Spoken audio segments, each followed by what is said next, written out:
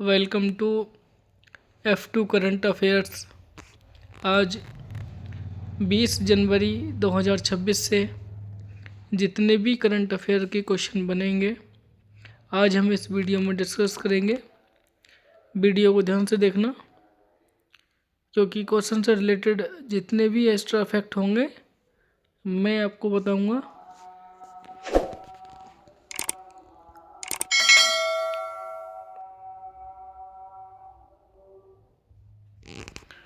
पहला क्वेश्चन है, पृथ्वी से एक प्रकाश दिवस वन लाइट डे की दूरी तक पहुंचने वाली पहली मानव निर्मित वस्तु कौन सी बनी होगी या कौन सी बनी? इसका ऑप्शन है सी, वायेजर 1 जो है वो पहली मानव निर्मित वस्तु है जो एक प्रकाश डे वन लाइट डे की दूरी तक पहुंचने वाली पहली वस्तु बनी है। ये इसके बारे में डिटेल से पढ़ते हैं कि वायेजर 1 है क्या चीज़। बाकी ये मैप है, इसमें आप देखना, ध्यान से समझना। पहले समझो वन लाइट डे क्या है। मतलब प्रकाश की रफ्तार 3 लाख किमी प्रति सेकंड। मतलब प्रकाश की रफ्तार जो होती है, स्पीड जो होती है वो 3 लाख किमी प्रति सेकंड होती है और एक दिन में 24 घंटे होते हैं। और प्रकाश एक दिन में तय करता है कितनी? 26 अरब किलोमीटर की दूरी जो है एक दिन में प्रकाश तय कर लेता है। और इतनी दूरी को कहते हैं वन लाइट डे। इतनी ही दूरी को जो है मतलब प्रकाश एक दिन में, प्रकाश के द्वारा एक दिन में चली गई दूरी को जो है वो वन लाइट डे कहा जाता है। सोचो पृथ्वी से सूरज की दूरी सिर्फ 15 करोड़ किमी है। मतलब पृथ्वी से सूरज की जो दूरी है वो 15 करोड़ किमी है और वन लाइट डे उससे सैकड़ों गुना, जो वन लाइट डे की स्पीड है वो इससे सैकड़ों गुना ज़्यादा है। तो वायेजर 1 क्या है? इसे लॉन्च किया था 5 सितंबर 1970 को। देश है अमेरिका, एजेंसी नासा और मिशन का जो लक्ष्य है वो पृथ्वी, शनि और उसके बाद गहरे अंतरिक्ष का अध्ययन करना। खास बात इसकी यह है कि वायेजर 1 आज तक की सबसे दूरी पहुंची मानव निर्मित वस्तु है और यह सौरमंडल से बाहर पहुंच चुका है। यह लगातार पृथ्वी से और दूर जा रहा है और जिसकी रफ्तार जो है ना वो 17 किमी प्रति सेकंड, 17 किलोमीटर प्रति सेकंड है और दशकों से बिना रुके आगे बढ़ रहा है ये वायेजर 1। और वैज्ञानिकों के अनुसार वन लाइट डे दूरी तक पहुंचने वाला पहला मानव निर्मित यान वायेजर 1 बना है। यानी इंसान की बनाई चीज़ अब तक इतनी दूर जाएगी या वहाँ तक पहुँचने में रोशनी को भी एक दिन पूरा लग जाता है, जहाँ तक ये एक दिन में वायेजर 1 चला जाता है। क्वेश्चन सेकंड है, केंद्रीय सतर्कता आयोग CBC में नए सतर्कता आयुक्त के रूप में किसे नियुक्त किया गया है? इसका ऑप्शन है बी, प्रवीण वशिष्ठ को जो है वो केंद्रीय सतर्कता आयोग का आयुक्त नियुक्त किए गए हैं। और ये केंद्रीय सतर्कता आयोग है क्या, इसके बारे में पढ़ते हैं, इसका क्या काम होता है। इसकी जो फुल फॉर्म है, सेंट्रल विजिलेंस कमीशन एक्ट 2000 के तहत 2003 के तहत राष्ट्रपति द्वारा वारंट जारी कर नियुक्त कर दिया गया था। मतलब इसको जो बनाया गया था जब 2003 के एक्ट के तहत ये बनाया गया था। और कौन से कमीशन की सिफारिश पर बना था ये 1964 में संथानाम कमेटी की सिफारिश पर जो है वैधानिक दर्जा मिला 2003 में इसको। और सी में कुल जो एक मुख्य सतर्कता आयुक्त होता है और 2 अन्य आयुक्त होते हैं। इसका हेडक्वार्टर जो है नई दिल्ली और इसका काम जो उद्देश्य है इसका CBC का, इसका केंद्र सरकार के विभागों में भ्रष्टाचार पर निगरानी रखती है और CBI की भ्रष्टाचार से जुड़ी जांचों की निगरानी करती है। ये सेंट्रल विजिलेंस कमीशन। प्रधानमंत्री नरेंद्र मोदी असम में किस परियोजना की आधारशिला रखेंगे? इसका option B Kaziranga elevated corridor जो है प्रधानमंत्री ने असम में इसकी आधारशिला रखी है। क्यों रखी है इसके बारे में पढ़ते हैं और कहाँ रखी है इसके बारे में पढ़ते हैं और क्यों महत्वपूर्ण है इसके बारे में भी थोड़ा जान लेते हैं। 18 जनवरी 2026 को प्रधानमंत्री नरेंद्र मोदी ने असम के कलियाबोर में काजीरंगा एलिवेटेड कॉरिडोर परियोजना की भूमि पूजन आधारशिला रखी और यह एक बड़ा इंफ्रास्ट्रक्चर प्रोजेक्ट है जो राष्ट्रीय राजमार्ग NH 715 का उन्नयन करेगा। नया राष्ट्रीय राजमार्ग बनाया NH 715 ये, और इसकी कुल जो लंबाई होगी वो 86 किलोमीटर होगी और कलियाबोर नुमालीगढ़ खंड NH 715 में काम होगा। परियोजना में शामिल जो होंगे इसमें 35 kilometre elevated build life corridor बनेगा, 21 किमी बाईपास सेक्शन बनेगा, 30 किमी चौड़ी सड़क 2 से 4 लेन होगी और यह प्रोजेक्ट काजीरंगा नेशनल पार्क के बिल्कुल पास से गुजरता है और जो काजीरंगा नेशनल पार्क जो यूनेस्को वर्ल्ड हेरिटेज साइट में जो है दर्ज है। और यहाँ पर किस लिए ये हम विख्यात है काजीरंगा नेशनल पार्क?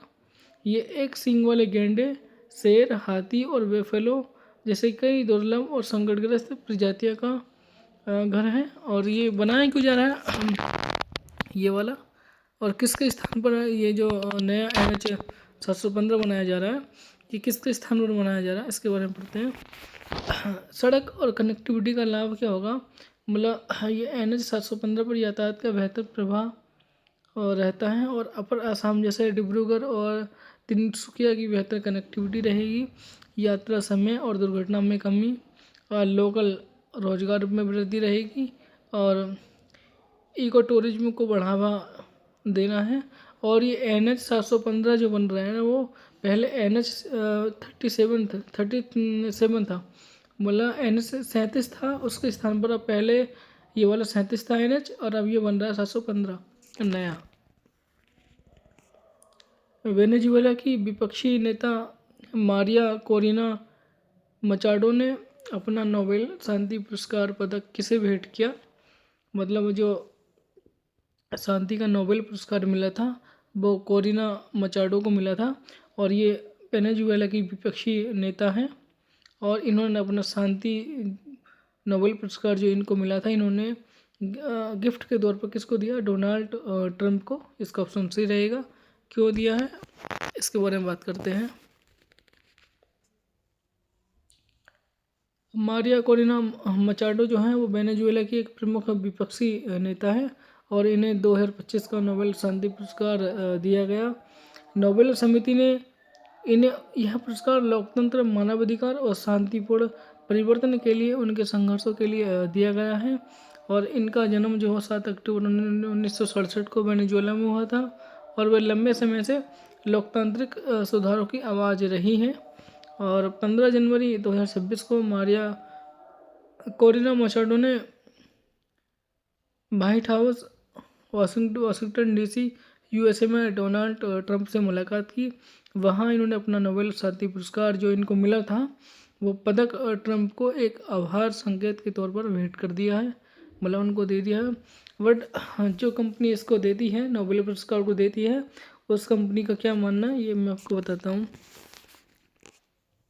जो नॉर्वेजियन नोबेल समिति ने साफ कहा था कि एक बार नोबेल शांति पुरस्कार मिलने के बाद वह पुरस्कार व्यक्तिगत सम्मान के रूप में केवल मूल विजेता के नाम पर रहता है, मगर जिसको मिला उसके मूल नाम पे रहेगा, भले ही पदक किसी और के पास हो। वरना चाहे वो अपने इच्छा से किसी को दे सकता है, मगर जिसके नाम से वो मिला उसके नाम उसका ही रहेगा और नामांकन और सामान ट्रांसफ़र नहीं होता।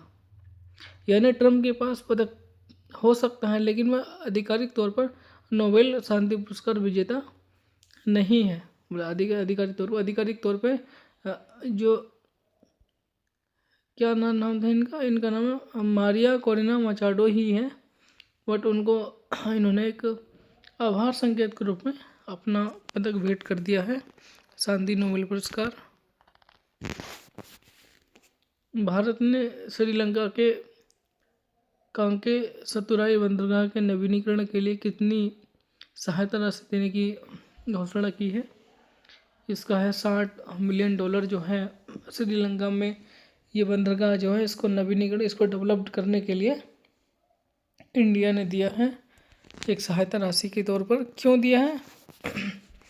महत्वपूर्ण जानकारी है। श्रीलंका के काके सतुराई बंदरगाह KKS पोर्ट के आधुनिकीकरण के और पुनर्विकास के लिए $60 मिलियन की वित्तीय सहायता देने की घोषणा इंडिया ने की है।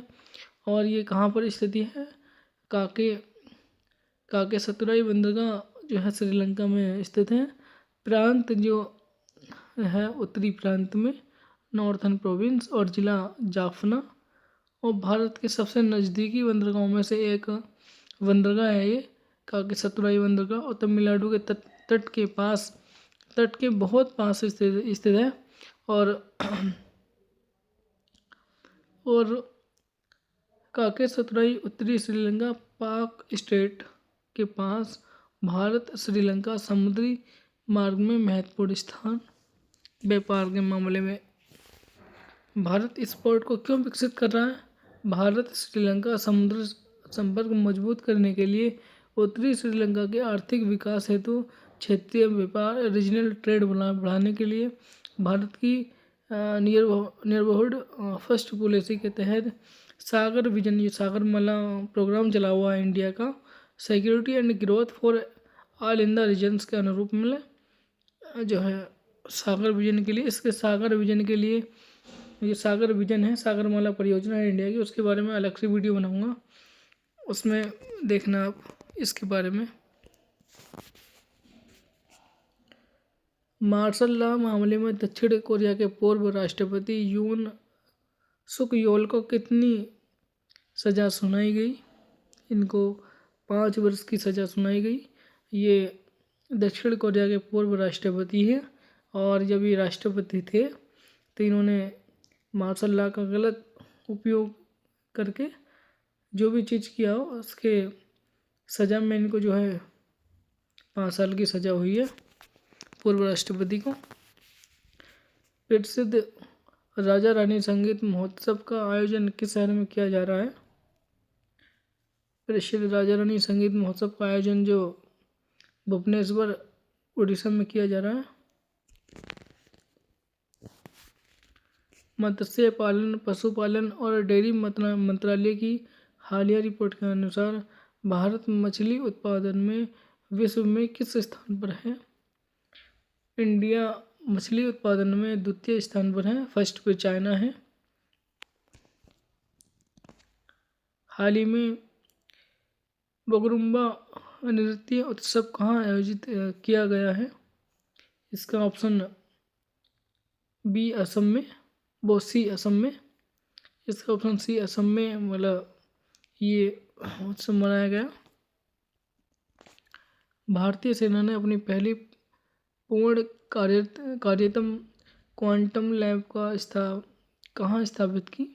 मतलब भारत सरकार ने अपनी पहली पूर्ण कार्यात्मक क्वांटम लैब कहाँ स्थापित किया? इसका ऑप्शन बी मध्य प्रदेश महू में जो इन्होंने क्वांटम लैब का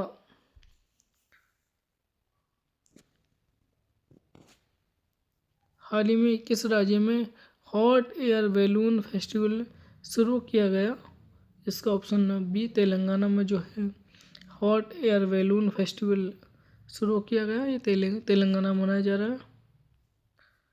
और लास्ट क्वेश्चन है tourism and soft power diplomacy reflection of India's G20 presidency पुस्तक की लेखिका कौन है? इसका option B doctor Aishwarya Singh Raikar, जो है tourism and soft power diplomacy reflection of India's G20 presidency की लेखिका है।